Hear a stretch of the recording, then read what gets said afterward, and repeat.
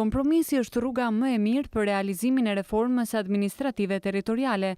Kështu deklaron ambasadori amerikan në Tiranë Aleksandër Arvizu, duke theksuar se për këtë reformë kaq të rëndësishme duhen marrë parasysh sugjerimet. Deklaratën e tij Arvizu sugjeron se duhen marrë parasysh sugjerimet e bëra për këtë reformë, si dhe shqetësimet e votuesve.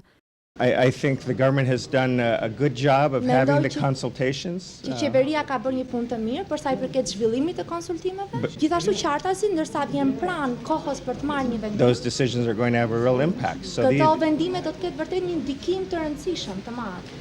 I think there are two important things to keep in mind. Por janë dy gjëra të rëndësishme për të mbajtur parasysh. One is that E para është the different constituencies, you have to take into account all of their concerns. Që duhet merren parasysh të gjithë shqetësimet që kanë votuesit e zonave të ndryshme. Që vërtet supozohet të përfitojë gjithë And for vendi. that to take place, everyone has to compromise a little bit. Në Everyone. mënyrë që kjo të ndodhë, atëherë të gjithë duhet të bëjnë kompromis, të gjithë. Ndërkohë, Arvizu ka vlerësuar punën e qeverisë shqiptare lidhur me reformën territoriale dhe ndarjen e re administrative. Deklarata e ambasadorit amerikan vjen 3 ditë para votimit në seancë plenare të ndarjes së re administrative. Kjo reformë është kundërshtuar nga opozita, nga deputet brenda majorancës, ndërkohë që në shumë bashki dhe komuna janë zhvilluar edhe protesta, të cilat e kundërshtojnë fort ndarjen e re administrative.